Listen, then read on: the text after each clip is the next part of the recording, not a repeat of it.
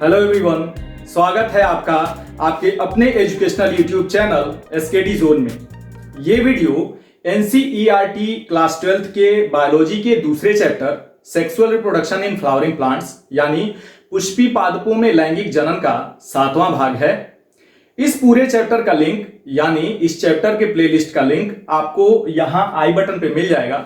वहां जाकर आप लोग इस चैप्टर के सभी भागों को क्रमबद्ध तरीके से पढ़ सकते हैं।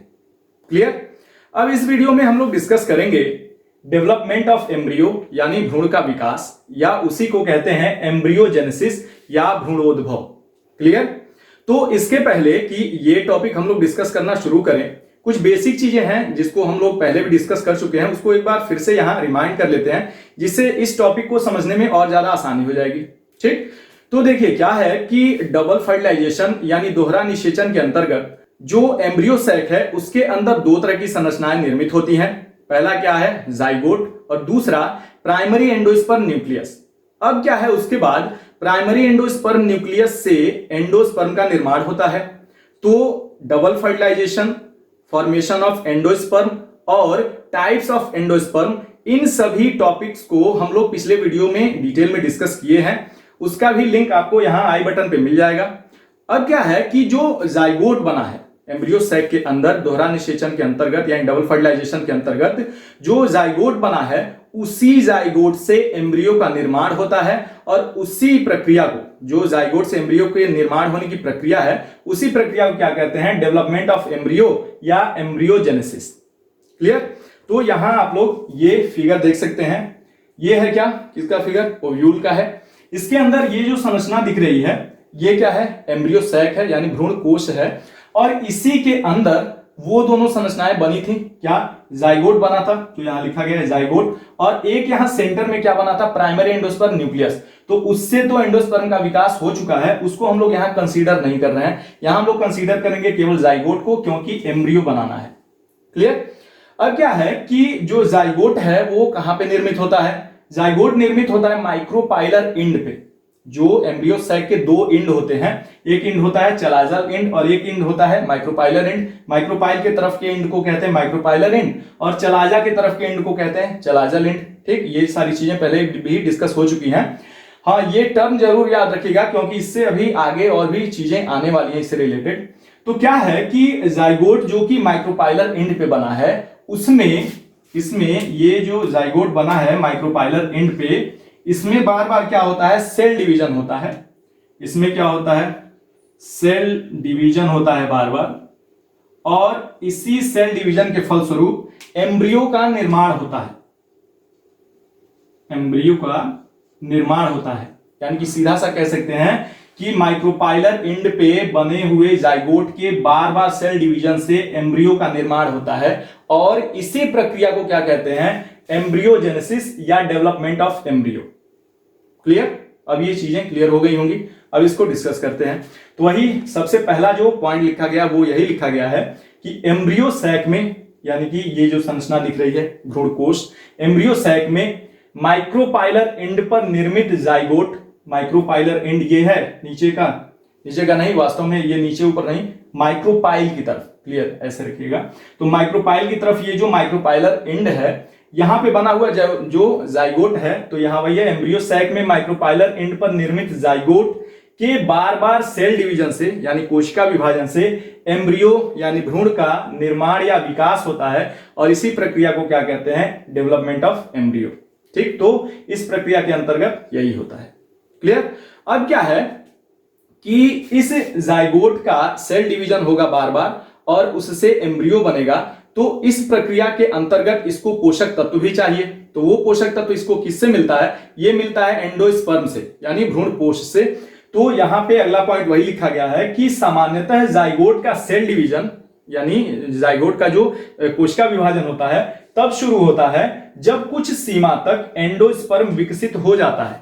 यानी जब भ्रूणपोष कुछ सीमा तक, कुछ हद तक डेवलप हो चुका होता है, उसके बाद ही जाइगोट का विभाजन होता है। किस लिए? एम्ब्रियो को बनाने के लिए, ताकि विकासशील एम्ब्रियो यानी जो डेवलपिंग एम्ब्रियो है उसको पोषण प्राप्त हो सके।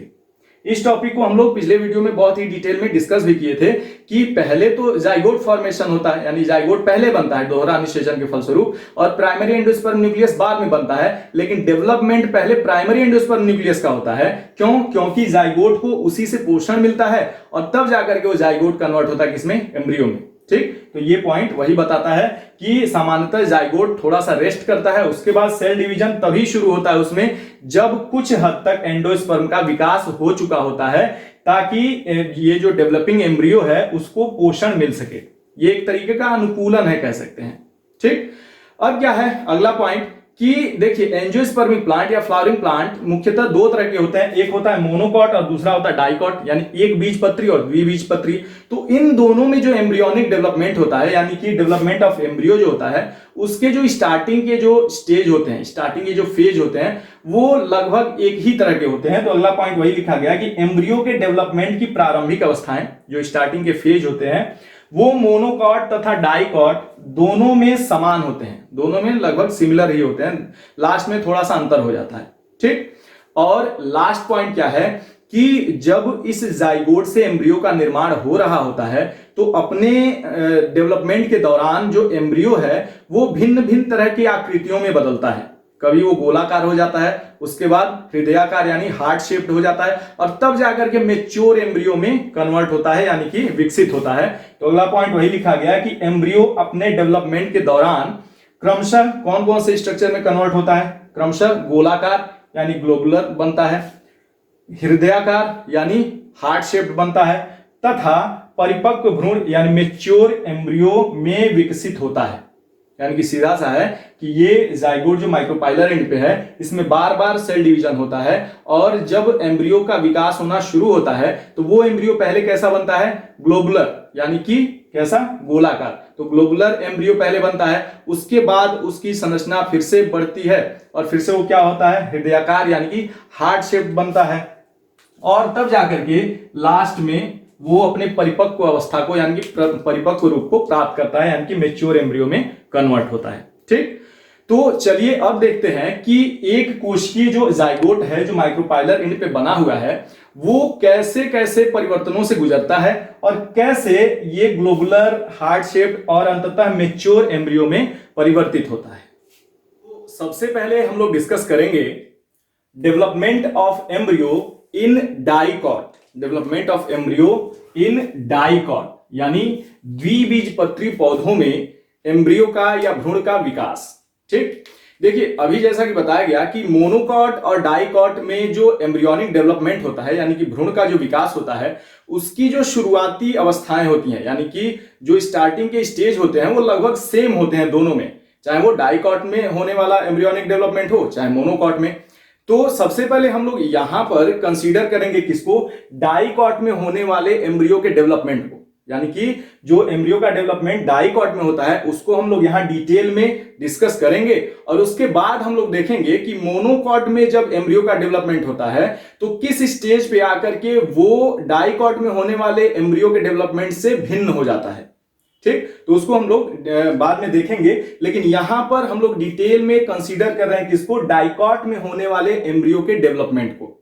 ठीक, तो यहां क्या है कि यहां पर जो भी एक्सप्लेनेशन होंगे, जो भी डिस्कशन होंगे, वो कैसा होगा? डायग्राम के थ्रू ही होगा, क्योंकि डायग्राम के जरिए इसको बहुत ही आसानी से, बहुत ही सिंपल तरीके से समझा जा सकता है। ठीक, तो एक चीज दिमाग में रखिएगा कि ये डिस्कशन शुरू होने वाला है वो बहुत ही सिंपल है, डायग्राम के थ्रू बहुत ही आसानी से समझ में आ जाएगा, लेकिन जितने भी टर्म्स आएंगे और जो जो घटनाएं होंगी इसके अंतर्गत वो बहुत ही इंपॉर्टेंट है। ठीक, एनसीईआरटी के भी पॉइंट ऑफ व्यू से और नीट के भी पॉइंट ऑफ व्यू से यहां से बहुत ज्यादा इंपॉर्टेंट कुछ टर्म्स देखने को मिलेंगे। क्लियर?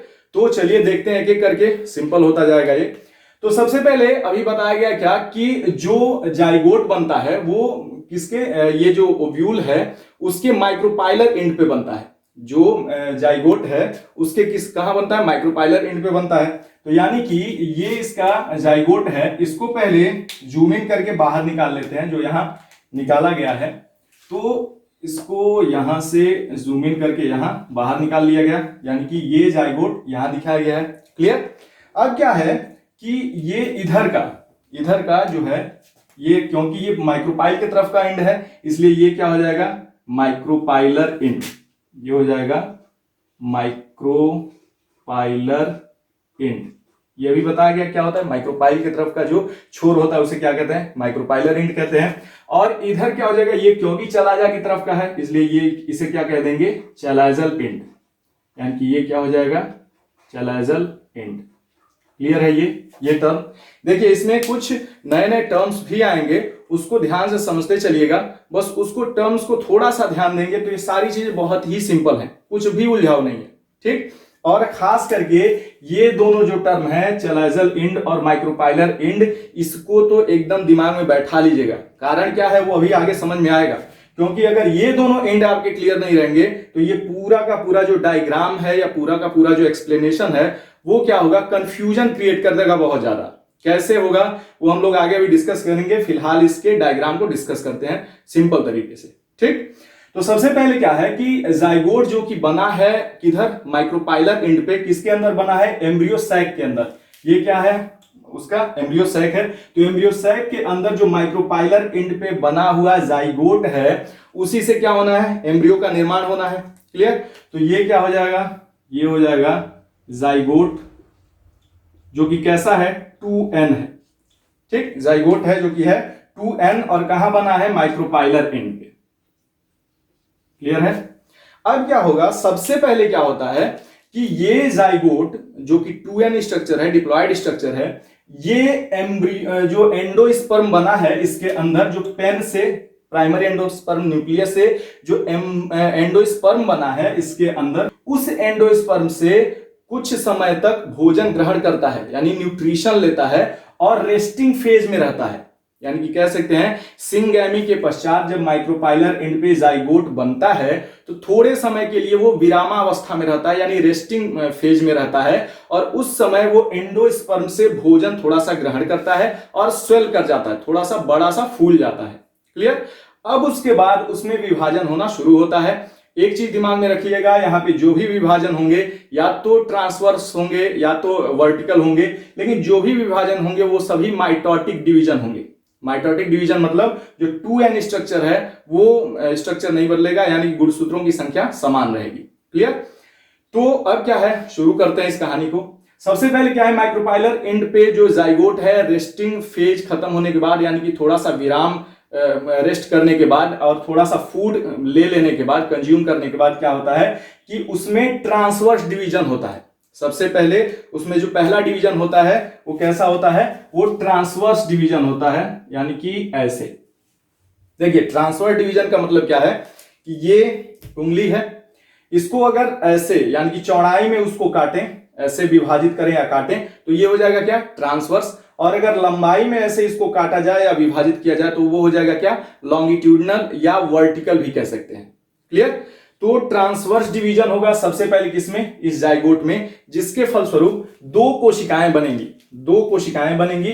तो एक कोशिका को थोड़ा अलग कलर से दिखाते हैं, एक को ब्लैक से दिखाते हैं और दूसरे को ब्लू से दिखा दे रहे हैं। ये कलरिंग इसलिए हो रही है ताकि वो अलग थोड़ी सी कोशिका वो दिखे। क्लियर। ये दो कोशिकाएं बनेंगी, ठीक। तो अब जब ट्रांसफर डिवीजन के फलस्वरूप जो दो कोशिकाएं बनेंगी इस जाइगोट के ट्रांसफर डिवीजन के फलस्वरूप, उनका नाम क्या होगा कि जो, अब यहां पे समझिएगा इसका मतलब क्या है, माइक्रोपाइलर एंड और चलाजल एंड को क्यों इतना ज्यादा हम लोग फोकस कर रहे हैं कि जो कोशिका इस ट्रांसफर डिवीजन के फलस्वरूप जो कोशिका माइक्रोपाइलर एंड की तरफ बनी हुई है, यानी कि माइक्रोपाइलर एंड की कोशिका को क्या कहेंगे, बेसल सेल या सस्पेंसर सेल। माइक्रोपाइलर एंड की कोशिका को कहेंगे बेसल सेल या सस्पेंसर सेल, और चलाजल एंड की तरफ की कोशिका को कहेंगे टर्मिनल सेल या एम्ब्रियोनल सेल। टर्मिनल सेल या एम्ब्रियोनल सेल। क्लियर। अब यहां देखिए कई जगह आपको एक्सप्लेनेशन मिलेगा कि नीचे की तरफ की कोशिका को बेसल सेल या सस्पेंसर सेल कहते हैं, ऊपर की कोशिका को टर्मिनल सेल या एम्ब्रियोनल सेल कहते हैं। या कभी कभी ऐसा भी मिलेगा कि नीचे की कोशिका को टर्मिनल सेल कहते हैं और ऊपर की कोशिका को बेसल सेल कहते हैं। इसीलिए यहां कंफ्यूजन क्रिएट हो जाता है ये बहुत सिंपल सा टॉपिक, लेकिन कंफ्यूजन यहां क्रिएट क्यों होता है वो समझिए। जब देखिए माइक्रोपाइलर एंड और चलाजल एंड का नाम आप छोड़ देंगे अपने टर्म में, अपने एक्सप्लेनेशन में ऊपर नीचे इन शब्दों को लाएंगे तो वो कंफ्यूजन क्रिएट होगा। क्यों, वो समझिए। यहां पे जो ओव्यूल दिया गया है वो कैसे है, इसका माइक्रोपाइलर एंड किधर दिखाया गया है, नीचे की ओर लिया गया है, और चैलाजल एंड कहां, ऊपर की ओर दिखाया गया है। लेकिन अगर मान लीजिए इसी को, ये कौन सा ओव्यूल है, ये है एनाट्रोपस, या कह सकते हैं इनवर्टेड ओव्यूल। ठीक, तो ऐसे है, नीचे झुका हुआ है, यानी कि नीचे की तरफ इसका वो दिखाया गया है माइक्रोपाइलर एंड, और ऊपर की तरफ है चैलाजल एंड। अगर इसको रोटेट कर दिया जाए, मान लीजिए ये ऐसे करके रोटेट कर दें, ऊपर कर दें, इसको ऐसे सीधा ना करें बल्कि ऐसे रोटेट कर दें, तो क्या हो जाएगा, माइक्रोपाइलर एंड किधर चला जाएगा, ऊपर चला जाएगा। तो हमारा एक्सप्लेनेशन यहां बदल जाएगा ना। तो जब माइक्रोपाइलर एंड ऊपर चला जाएगा तो जो बेसल सेल है वो ऊपर के सेल को कहेंगे, और नीचे के सेल को क्या कहेंगे, टर्मिनल सेल कहेंगे। तो इसीलिए कंफ्यूजन क्रिएट होता है। ये कंफ्यूजन क्रिएट होगा एनसीईआरटी के अंदर जो फिगर दिया है उसको भी देख करके, उसको भी हम लोग एक्सप्लेन करेंगे, क्योंकि वहां पे फिगर ये उल्टा दे दिया है। इसको ऐसे ऊपर दिखाया, यानी माइक्रोपाइलर एंड को ऊपर शो कर दिया। क्यों किया है वो पता नहीं, उसकी मर्जी, देखते हैं उसको आगे। तो यहां क्या है, इसीलिए मैं बार बार कह रहा हूं कि कभी भी अपने इस एक्सप्लेनेशन में आप लोग ऊपर नीचे शब्द का प्रयोग नहीं करेंगे। जब भी शब्द का प्रयोग करेंगे तो माइक्रोपाइलर एंड और चैलाजल एंड को करेंगे। अब यहां पे, अब चाहे अब ये इसको घुमा करके ऊपर कर दीजिए तो चैलाजल एंड ऊपर हो जाएगा, तो इधर की कोशिका हो जाएगी बेसल सेल। तो वो सिंपल एक्सप्लेनेशन रहेगा, तो उसको आप लोग पकड़ के चलिएगा। माइक्रोपाइलर एंड की तरफ की कोशिका को क्या कहेंगे, बेसल सेल या सस्पेंसर सेल, और जो चैलाजल एंड है उधर की कोशिका को कहेंगे टर्मिनल सेल या एम्ब्रियोनल सेल। हिंदी क्या हो जाएगा, आधार कोशिका, या इसका क्या हो जाएगा, निलंबक कोशिका। टर्मिनल सेल को क्या कह देंगे, अंतस्थ कोशिका या भ्रूणीय कोशिका। क्लियर। हिंदी थोड़ा सा आप लोग बुक से भी देख लीजिएगा, यहां एक्सप्लेनेशन पे फोकस कीजिए। तो क्या है कि अब जब ये परिवर्तन हो गया, जाइगोट के ट्रांसवर्स डिवीजन से दो प्रकार की कोशिकाएं बनी, माइक्रोपाइलर एंड की तरफ की कोशिका बेसल सेल, और उधर चैलाजल एंड की कोशिका टर्मिनल सेल या एम्ब्रियोनल सेल। अब इसके बाद एक और परिवर्तन होता है। इसके बाद परिवर्तन क्या होगा कि जो टर्मिनल सेल है यानी एम्ब्रियोनल सेल है, ये इधर का, किधर का, चैलाजल एंड का, ऊपर का नहीं, चैलाजल एंड का। क्लियर। तो जो चैलाजल एंड की तरफ बनी हुई कोशिका टर्मिनल सेल या एम्ब्रियोनल सेल है, उसमें लॉन्गिट्यूडिनल डिवीजन होता है, यानी कि इसके लंबाई में ऐसे विभाजित होगा ये, या उसी को वर्टिकल डिवीजन कहते हैं। तो इसमें लॉन्गिट्यूडिनल डिवीजन होता है, और जो बेसल सेल है यानी सस्पेंसर सेल, उसमें ट्रांसवर्स डिवीजन होगा, यानी अनुप्रस्थ विभाजन होगा। उसके फलस्वरूप देखिए कैसी संरचना बन जाएगी। इसको यूज करते हैं, ब्लू से दिखाते हैं एम्ब्रियोनल सेल को, तो उसके फलस्वरूप कुछ ऐसी संरचना बन जाएगी कि ये ऐसे हो जाएगा, क्योंकि इसमें वर्टिकल डिवीजन या लॉन्गिट्यूडिनल डिवीजन हुआ है। और इसमें जो सस्पेंसर सेल है उसमें एक क्या हुआ है, ट्रांसवर्स डिवीजन हुआ है, जिसके फलस्वरूप ऐसी संरचना बन जाएगी।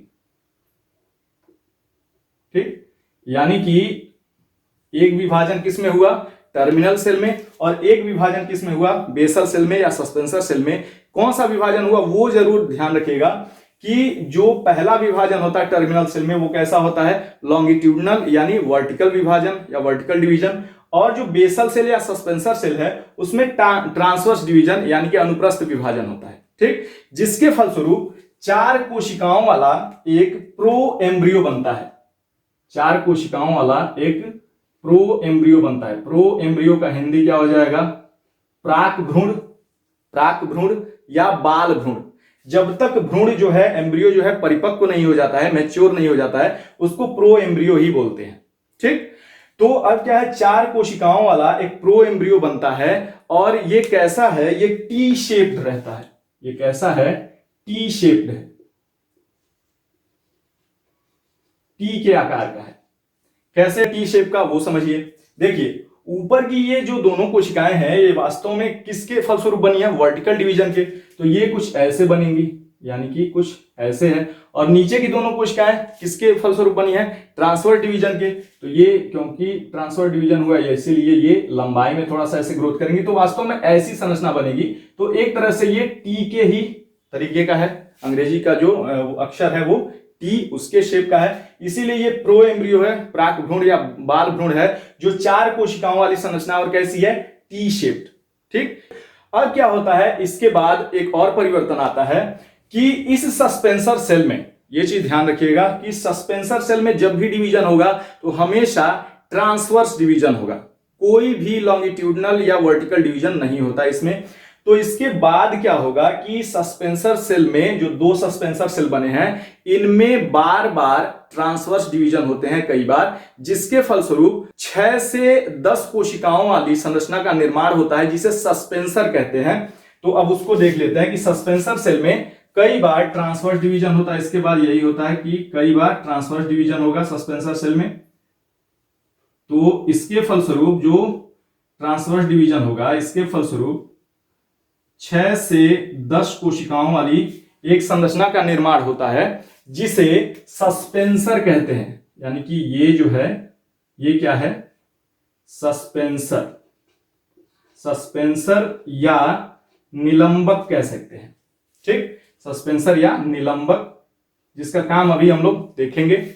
तो यानी कि कह सकते हैं कि इसमें सस्पेंसर सेल में बार बार कई बार क्या होता है, ट्रांसवर्स डिवीजन होता है, ट्रांसवर्स डिवीजन होता है बहुत सारे, और जिसके फलस्वरूप लगभग 6 से 10 सेल्स वाली एक लंबी सी सूत्रवत या फिलामेंटस संरचना का निर्माण होता है जिसे सस्पेंसर कहते हैं। क्लियर। और जो दो ये बनी है एम्ब्रियोनल सेल्स, इसमें इन दोनों एम्ब्रियोनल सेल में फिर से एक लॉन्गिट्यूडनल डिवीजन होता है यानी वर्टिकल डिवीजन होता है, जिसके फलस्वरूप कैसी संरचना बनेगी वो देखते हैं। जिसके फलस्वरूप इसको थोड़ा सा ऐसे गोल बना देते हैं। देखिए एक तो हुआ ही था, यानी कि ये बीच में ऐसे एक बार तो ये वर्टिकल डिवाइड हुई ही थी, जिससे क्या हुआ था, दो एम्ब्रियोनल सेल का निर्माण हुआ था यहाँ पे। ठीक, अब क्या होगा, एक और इनमें वर्टिकल डिवीजन होगा यानी एक और लॉन्गिट्यूडनल डिवीजन होगा। ध्यान दीजिएगा कि इसमें कैसा हो रहा है, सस्पेंसर सेल में ट्रांसवर्स डिवीजन हो रहा है, लेकिन इसमें जो एम्ब्रियोनल सेल हैं उनमें यहां पर भी क्या हुआ, वर्टिकल डिवीजन हुआ है यानी लॉन्गिट्यूडनल डिवीजन। और उसके बाद भी दूसरा डिवीजन जो होगा वो भी कैसा होगा, लॉन्गिट्यूडनल डिवीजन या वर्टिकल डिवीजन ही होगा। क्लियर। लेकिन जो पहला जो डिवीजन हुआ है ना, पहला जो लॉन्गिट्यूडनल डिवीजन उसके समकोण पे होगा यानी कि उससे 90 अंश पे होगा। तो अब इसको समझिएगा, एक तो डिवीजन ऐसे हुआ है ऐसे, ठीक, दूसरा जब इसके 90 अंश पे होगा तो यानी कि ऐसे होगा। ठीक, यानी कि वो जो प्लेन होगा उसका वो ऐसे होगा। तो अब वो डिवीजन हमको दिखेगा नहीं क्योंकि वो दो कोशिकाएं दूसरे साइड में पीछे की ओर बनेंगी, लेकिन हमको तो उन चारों कोशिकाओं को दिखाना है। ठीक, इसीलिए यहां पे डायग्रामेटिक रिप्रेजेंटेशन हम लोग करेंगे। रियल में तो ऐसी संरचना नहीं होती है, कुछ कोशिकाएं पीछे भी दिखती हैं यानी दूसरे साइड में होती हैं और कुछ ही कोशिकाएं फ्रंट में दिखती हैं, लेकिन यहां पे तो हमको सभी कोशिकाओं को दिखाना है। इसीलिए कुछ ऐसे बनाएंगे कि मान लीजिए एक ऐसे हुआ है, दूसरा इसके 90 अंश पे ऐसे होगा, तो उसको हम लोग ऐसे शो कर देते हैं कि मान लीजिए एक यहां से शुरू हुआ ऐसे और वर्टिकल ही है, और ये यहां से काट करके आके 4 बना दिया। समझ में आ रहा है ना। जो पहला हुआ था डिवीजन वो ये है, ये भी लॉन्गिट्यूडनल था यानी वर्टिकल था। दूसरा जो हुआ है उसके 90 अंश पे हुआ है यानी कि ऐसे, एक ऐसे हुआ था तो दूसरा ऐसे 90 अंश पे हुआ है। लेकिन अब वो क्योंकि दिखता नहीं, इसीलिए उससे हम लोग बचने के लिए और उसकी सुविधा को समझते हुए क्या किए हैं कि यहां से होते हुए ऐसे ऐसे दिखा दिए हैं कि ये भी उसके कैसा है, वर्टिकल ही है, लॉन्गिट्यूडनल है। ठीक, जिसके फलस्वरूप कितना हो गया, 1 2 3 एंड 4, 4 कोशिकाओं का निर्माण होता है, 4 एम्ब्रियोनल सेल का निर्माण होता है। तो वास्तव में ये भी क्या है, ये भी क्या है, प्रो एम्ब्रियो है। ये भी क्या है, प्रो एम्ब्रियो ही है। जब तक मैच्योर एम्ब्रियो नहीं बन जाता तब तक की संरचना क्या कहलाएगी, प्रो एम्ब्रियो, प्रो एम्ब्रियो। लेकिन ये टी शेप्ड प्रो एम्ब्रियो था, और ये ऐसा प्रो एम्ब्रियो है जिसमें 4 एम्ब्रियोनल सेल बन चुके हैं, इसीलिए इसको क्वाड्रेंट स्टेज कहते हैं। इसीलिए इसको क्या कहते हैं, क्वाड्रेंट स्टेज कहते हैं। क्वाड्रेंट अवस्था या चतुष्क अवस्था या चतुर्थांश अवस्था, जिसमें एम्ब्रियोनल सेल कितने होते हैं, 4 होते हैं।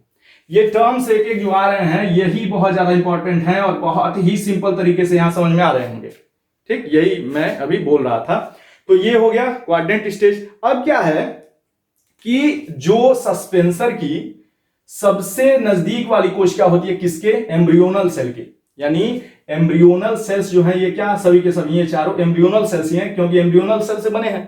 ठीक, तो एम्ब्रियोनल सेल जो चार हैं, उधर की जो सबसे सटी हुई एम्ब्रियोनल सेल से सटी हुई जो कोशिका है सस्पेंसर की, उसे क्या कहते हैं? उसे कहते हैं हाइपोफाइसिस। उसे कहते हैं हाइपोफाइसिस। क्लियर? यानी कि सस्पेंसर की सबसे जो सटी हुई कोशिका है किससे?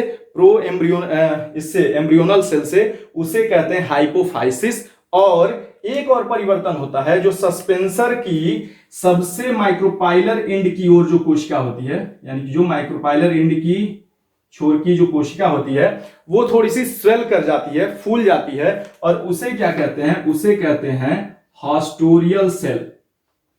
उसे कहते हैं हॉस्टोरियल सेल। क्लियर? इतने परिवर्तन होते हैं। फिर से एक बार देख लेते हैं। जो टी शेप्ड का प्रो एम्ब्रियो है, उसके दो एम्ब्रियोनल सेल में एक और वर्टिकल डिवीजन होता है, जिसके फलस्वरूप 4 एम्ब्रियोनल सेल का निर्माण होता है, जिसे क्वाड्रेंट स्टेज कहते हैं। ठीक, और ये भी प्रो एम्ब्रियो ही है, क्योंकि मैच्योर अभी नहीं हुआ है। ठीक, और जो बेसल सेल है यानी कि सस्पेंसर सेल है, जिसके ट्रांसवर्स डिवीजन से 2 सस्पेंसर सेल बने हुए हैं, उसमें बार बार विभाजन होता है, कई बार विभाजन होता है। कैसा विभाजन? ट्रांसवर्स डिवीजन, यानी अनुप्रस्थ विभाजन होता है, जिसके फलस्वरूप 6 से 10 कोशिकाओं वाली संरचना का निर्माण होता है। 6 से 10 कोशिकाओं वाली संरचना का। और कैसी संरचना है ये? लंबी है और फिलामेंटस कह सकते हैं, तंतुवत है। तो उस संरचना को कहते हैं सस्पेंसर या निलंबक। निलंबक की यानी कि सस्पेंसर की सबसे जो नजदीक की कोशिका होती है किसके? एम्ब्रियोनल सेल के। यानी कि एम्ब्रियोनल सेल के तरफ की कोशिका को, जो सस्पेंसर के एम्ब्रियोनल सेल की तरफ की कोशिका है, उसको कहते हैं हाइपोफाइसिस। और जो माइक्रोपाइलर एंड की तरफ की कोशिका है वो स्वेल कर जाती है, यानी फूल जाती है, उसे कहते हैं हॉस्टोरियल सेल। क्लियर? तो ये हो गया क्वाड्रेंट स्टेज प्रो एम्ब्रियो का, यानी कि बाल भ्रूण का। अब क्या है कि यहां पे सस्पेंसर जो है उसका काम क्या होता है, ये बहुत ही इंपॉर्टेंट है। सस्पेंसर का काम पूछता है कि सस्पेंसर काम क्या करता है। तो वास्तव में समझिए कि जो ये है एम्ब्रियोनल सेल का जो पार्ट है ना, जो क्वाड्रेंट स्टेज जो एम्ब्रियोनल सेल है, वास्तव में वही एम्ब्रियो का मेन बॉडी है। यानी कि मेन पार्ट जो एम्ब्रियो का है ना, वो एम्ब्रियोनल सेल्स ही है। इसके जो एम्ब्रियोनल सेल ये इधर बना हुआ है ना, उसी से बनी हुई संरचना, ये जो गेंद जैसी दिख रही है, वही वास्तव में एम्ब्रियो का मेन पार्ट है। बाकी जो सस्पेंसर जो बना है ना, जो बना है बेसल सेल से, उसका काम क्या है वो समझिए। ये सस्पेंसर डेवलपिंग एम्ब्रियो को एंडोस्पर्म के अंदर पुश करता है। इसको समझ सकते हैं इस फिगर से। जैसे मान लीजिए ये क्या है? एम्ब्रियो सैक है। तो इसको एम्ब्रियो सैक को थोड़ा बाहर निकालते हैं। ये मान लीजिए एक एम्ब्रियो सैक है, इसको बाहर निकाल के दिखा रहे हैं। ठीक, यहां पे बना हुआ है क्या? जाइगोट। माइक्रोपाइलर एंड पे क्या बना है? यहां पे बना हुआ है क्या? जाइगोट। क्लियर? अब जब विभाजन हो रहा है तो ऐसी संरचना बनेगी। तो ऐसी संरचना जब वास्तव में बनेगी तो सबसे जो माइक्रोपाइलर एंड की तरफ का होगा वो तो हो जाएगा क्या? हॉस्टोरियल सेल, जो वहां बना है। और ये क्या हो जाएंगे इसमें? ये हो जाएंगे सस्पेंसर। और ये ऊपर जो बना है, ऊपर इसके यहां मतलब ये चलाजल एंड की तरफ, वो क्या बना हुआ है? वो तो है एम्ब्रियोनल सेल्स या प्रो एम्ब्रियो कह सकते हैं। ठीक, तो वास्तव में ये जो सस्पेंसर है, इसमें ट्रांसवर्स डिवीजन हो रहा है। तो ये ऐसे लंबाई में ऐसे बढ़ेगा।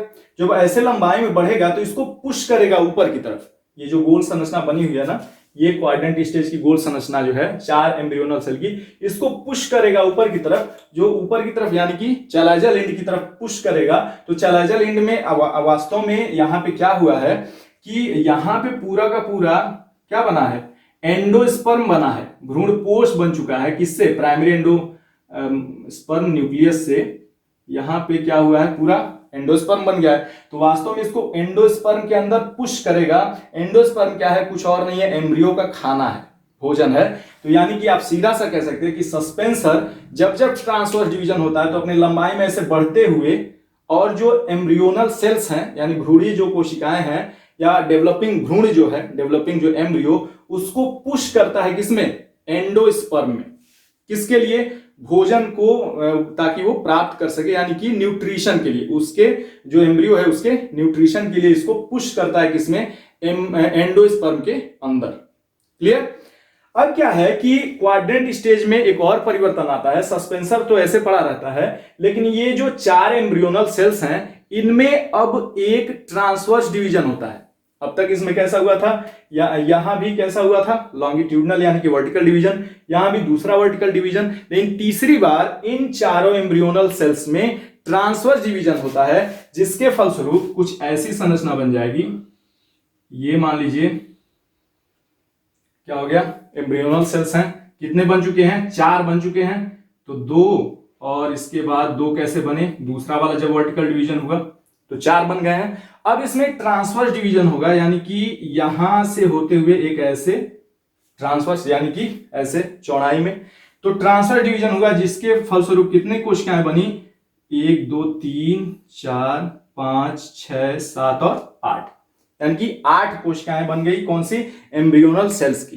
ठीक, और यहां पे हाइपोफाइसिस को थोड़ा सा अलग कलर से दिखा देते हैं। हाइपोफाइसिस कौन सा है, सस्पेंसर की वह कोशिका जो किधर है, एम्ब्रियोनल सेल की तरफ है, उसे कहते हैं हाइपोफाइसिस। और इसके नीचे क्या है, सस्पेंसर बना हुआ है। तो अब देखिए, क्योंकि ये एम्ब्रियोनल सेल से बना हुआ ये गेंद जैसा संरचना जो है वो बड़ा हो गया, इसीलिए उसके सामने ये जो सस्पेंसर है थोड़ा पतला दिखेगा। और ऐसे ही क्योंकि इसमें सभी ट्रांसफर डिवीजन हुए हैं, इसलिए ये लंबा सा ऐसे पड़ा रहेगा। और सबसे नीचे की कोशिका जो है फूली हुई है, सबसे नीचे नहीं, माइक्रोपाइलर एंड की जो कोशिका है वो फूली हुई है, उसको क्या कहेंगे, हॉस्टोरियल सेल कहेंगे। ठीक, तो अभी तो सस्पेंसर का काम समझ में आ गया होगा। सस्पेंसर का काम क्या है, डेवलपिंग एम्ब्रियो को किसके अंदर, एंडोस्पर्म के अंदर पुश करना, किसके लिए, न्यूट्रिशन के लिए। क्लियर। अब क्या है, ये सस्पेंसर हो गया, ये हाइपोफाइसिस है। किससे कौन सी संरचना बनेगी आगे चल के, वो थोड़ा सा देख लेते हैं। यहां पर ध्यान दीजिएगा कि नए नए कुछ टर्म्स आएंगे, उससे घबराइएगा नहीं। आगे वो क्या होता है वो बहुत ही डिटेल में समझा दिया जाएगा जब ये मेच्योर एम्ब्रियो बन जाएगा तब। क्लियर। तो अभी बस उनका नाम जान लीजिए। ये क्या है, इसको क्या लिखे थे, हाइपोफाइसिस। क्लियर है ना, हाइपोफाइसिस। इस हाइपोफाइसिस से क्या होता है, इस हाइपोफाइसिस से रेडिकल टिप का निर्माण होता है और रूट कैप बनता है। रेडिकल टिप और रूट कैप का निर्माण होता है। रेडिकल टिप को रूट टिप भी कह सकते हैं, यानी कि रूट टिप और रूट कैप का निर्माण होता है किससे, हाइपोफाइसिस से। अब क्या है, ये जो 8 कोशिकाएं है ना, इसको अब देखिए 8 कोश की संरचना बन गई, इसको कहेंगे ऑक्टेंट स्टेज। बहुत ही सिंपल है, वहां पे 4 था तो क्वाड्रेंट स्टेज हो गया, यहां पे 8 कोशिका है किसकी, एम्ब्रियोनल सेल की, इसीलिए ये ऑक्टेंट स्टेज है। और ये ऑक्टेंट स्टेज होने के साथ साथ एक और है कि ये कैसी संरचना है, 8 सेल्ड यानी 8 कोशिकीय एंड 2 टायर स्टेज है, 2 टायर स्टेज है। अब ये क्या होता है वो समझिए। 8 सेल यानी 8 कोशिकाएं दिख रही हैं, ठीक, और ये 8 कोशिकाएं 2 सतहों में अरेंज होती हैं। टायर का मतलब होता है सतह, यानी कि 2 सतहों में। इसमें देखिए ये 4 कोशिकाएं जो हैं, जो किधर हैं, ये चलाजल एंड की तरफ, वो एक सतह में अरेंज होती हैं। और ये जो 4 कोशिकाएं किधर हैं, हाइपोफाइसिस की तरफ की कोशिकाएं, ये दूसरे सतह में अरेंज होती हैं, यानी कि 8 कोशिकाएं 2 अलग अलग सतह में अरेंज होती हैं। ठीक, इसी को कहते हैं 8 सेल्ड एंड 2 टायर स्टेज, जो कि क्या है, ऑक्टेंट स्टेज है। क्लियर। अब इसके हाइपोफाइसिस से किसका, रेडिकल टिप का और रूट कैप का निर्माण होता है। क्लियर। और जो हाइपोफाइसिस की तरफ की 4 कोशिकाएं होती हैं, जो 4 एम्ब्रियोनल कोशिकाएं होती हैं, जो हाइपोफाइसिस की तरफ की 4 एम्ब्रियोनल कोशिकाएं होती हैं, उन्हें कहते हैं हाइपोबेसल सेल्स। उनको कहते हैं हाइपोबेसल सेल्स या अधराधार कोशिकाएं। ठीक।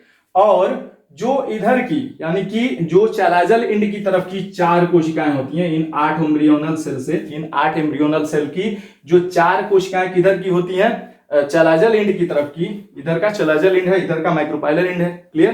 तो चैलाजल एंड की जो 4 एम्ब्रियोनल कोशिकाएं होती हैं, उन्हें कहते हैं एपीबेसल सेल्स इन्हें कहते हैं एपी बेसल सेल्स या अध्याधार कोशिकाएं। क्लियर।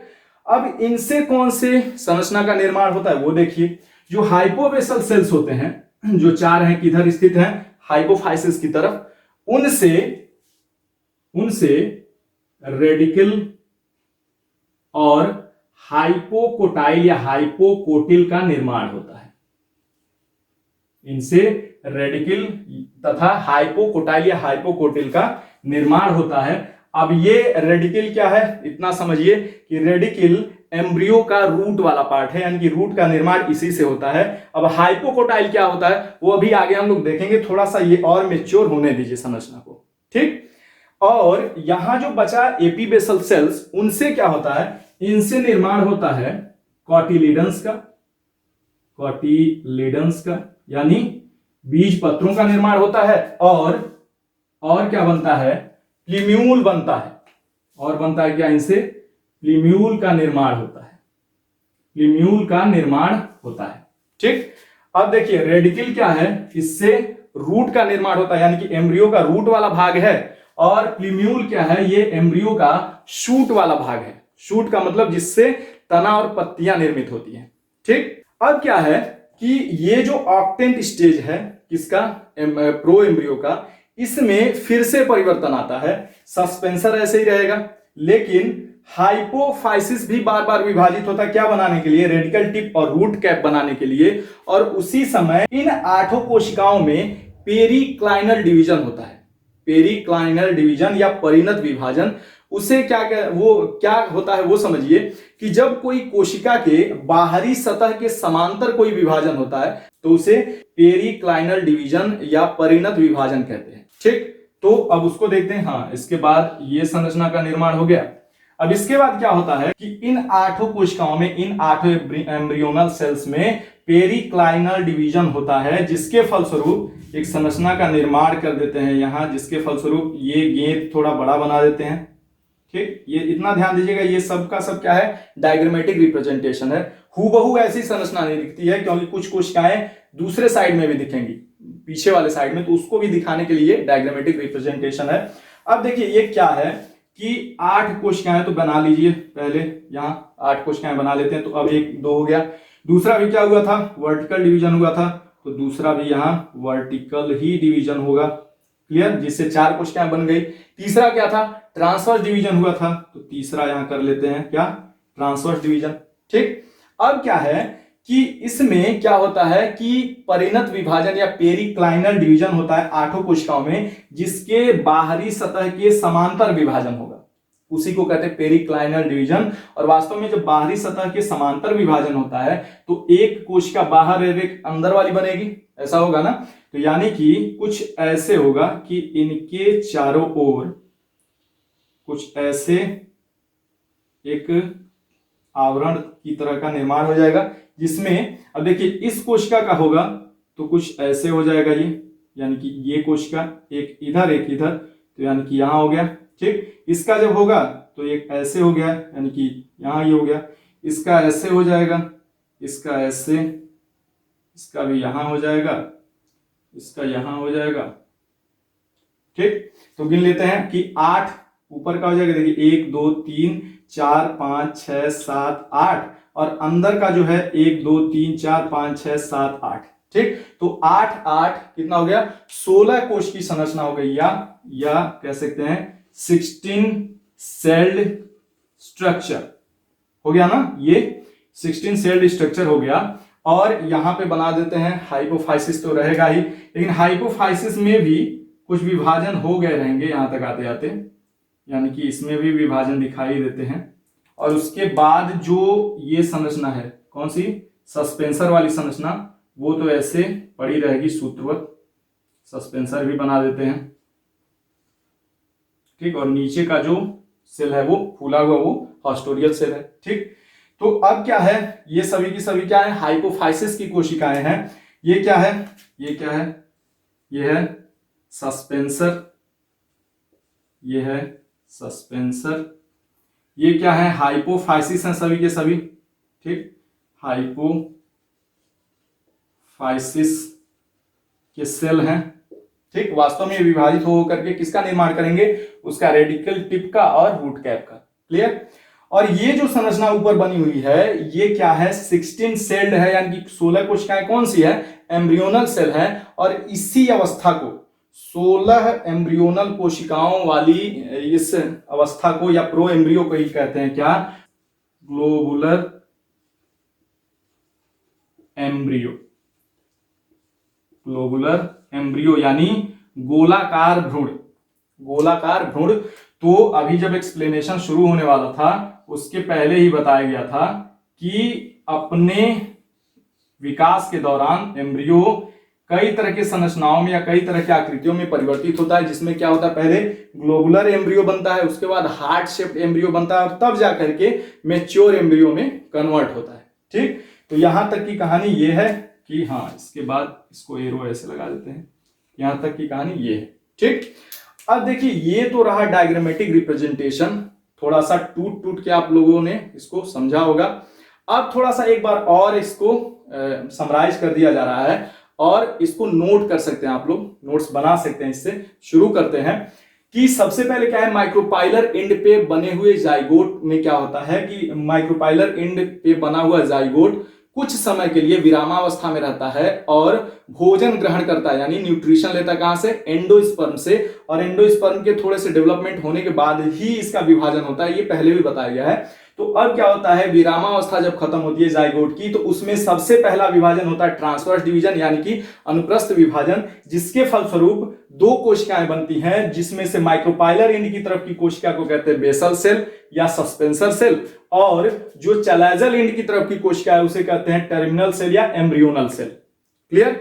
अब पुनः इन दोनों कोशिकाओं में विभाजन होता है, जिसमें से बेसल सेल में एक और ट्रांसवर्स डिवीजन होता है और जो टर्मिनल सेल है उसमें एक क्या होता है, वर्टिकल वो होता है, डिवीजन होता है, जिसके फलस्वरूप टी शेप्ड का एक प्रो एम्ब्रियो बनता है।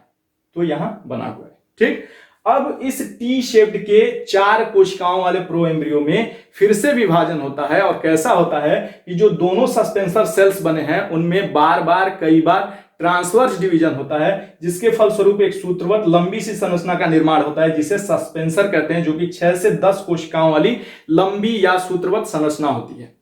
ठीक, और इसके जो ये है एम्ब्रियोनल सेल है, ये 2 एम्ब्रियोनल सेल में फिर से एक और वर्टिकल डिवीजन होता है, जिसके फलस्वरूप 4 एम्ब्रियोनल सेल का निर्माण होता है। और प्रो एम्ब्रियो की इस अवस्था को कहते हैं क्वाड्रेंट स्टेज या चतुष्क अवस्था। क्लियर।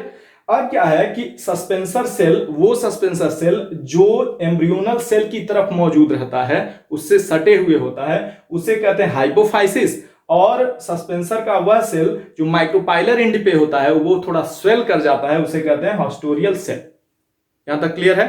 आगे क्या होता है कि इस संरचना में जो क्वाड्रेंट स्टेज है इसमें फिर से विभाजन होता है और जो एम्ब्रियोनल सेल 4 बने थे उन चारों एम्ब्रियोनल सेल में अब एक ट्रांसवर्स डिवीजन होता है, जिसके फलस्वरूप 8 एम्ब्रियोनल सेल का निर्माण होता है। और इसी संरचना को कहते हैं ऑक्टेंट स्टेज, जिसको 8 सेल्ड एंड 2 टायर स्टेज भी कहते हैं। जो 8 एम्ब्रियोनल सेल्स हैं ये 2 सतहों में अरेंज होते हैं, इसीलिए उसको 8 सेल्ड और 2 टायर स्टेज कहते हैं। अब इनमें से क्या है कि हाइपोफाइसिस जो है उनसे निर्माण होता है रेडिकल टिप का, यानी कि रूट टिप का और रूट कैप का। ठीक, और जो 4 कोशिकाएं हैं 8 एम्ब्रियोनल सेल में से जो 4 सेल हैं हाइपोफाइसिस की तरफ के, उन्हें कहते हैं हाइपोबेसल सेल्स। और उनसे आगे चल के रेडिकल और हाइपोकोटाइल या हाइपोकोटिल का निर्माण होता है। और जो 4 कोशिकाएं, इनमें से जो 8 एम्ब्रियोनल सेल में से जो 4 सेल हैं किधर, चैलाजल एंड की तरफ, उन्हें कहते हैं एपीबेसल सेल्स। और उनसे निर्माण होता है आगे चल करके कॉटिलिडन्स यानी कि बीज पत्रों का और प्लीम्यूल का। अभी के लिए जो नए नए टर्म आए हैं उनमें इतना समझिए कि जो रेडिकल हैं वो एम्ब्रियो के रूट वाले पार्ट हैं और जो प्लीम्यूल है वो एम्ब्रियो के शूट वाले पार्ट हैं। यानी कि रेडिकल से आगे चल के अंकुरित जब होता है बीज तो उससे रूट का निर्माण होता है, प्लीम्यूल से किससे, शूट का निर्माण होता है, यानी कि तना और पत्तियां बनती है। बाकी सभी टर्म्स अभी आगे और डिटेल में देखे जाएंगे। क्लियर। अब क्या होता है कि ये जो है ऑक्टेंट स्टेज एम्ब्रियो का, प्रो एम्ब्रियो का, उसमें और परिवर्तन होता है और इन 8 एम्ब्रियोनल सेल्स में पेरिक्लाइनल डिवीजन होता है, जिसके फलस्वरूप क्या होता है 16 कोशिकाओं वाली गेंद जैसी संरचना बनती है। और उस 16 कोशिकाओं वाली गेंद जैसी संरचना को ही, यानी कि जिसमें 16 एम्ब्रियोनल सेल्स होते हैं, हाइपोफाइसिस भी थोड़ा सा डेवलप होता है और सस्पेंसर होते हैं, और ये क्या हो जाएगा, ये इसका भी नामकरण कर देते हैं, ये क्या हो जाएगा, हॉस्टोरियल सेल। तो इस संरचना को जो जिसमें क्या है 16 एम्ब्रियोनल सेल्स हैं, इसी संरचना को कहते हैं ग्लोबुलर एम्ब्रियो, यानी गोलाकार भ्रूण। और यहां के बाद क्या होगा, इसके बाद ग्लोबुलर एम्ब्रियो के बाद कैसा होगा, हार्ट शेप्ड एम्ब्रियो का निर्माण होगा। क्लियर? तो हम लोग उसको भी देखेंगे, लेकिन इस वीडियो में नहीं, अगले वीडियो में। हाँ, लेकिन यहां इसको खत्म करने से पहले ये देख लीजिए कि ये जो फिगर बना है ना, ये इसमें जो ये एम्ब्रियोनल सेल्स हैं इसको ऊपर दिखाया गया है। अभी यहां ऊपर की बात इसलिए कर रहे हैं क्योंकि जो एनसीईआरटी है उसमें ये फिगर जस्ट इसके उल्टा दिया होगा, यानी कि ये वाला पार्ट नीचे होगा और ये वाला पार्ट ऊपर।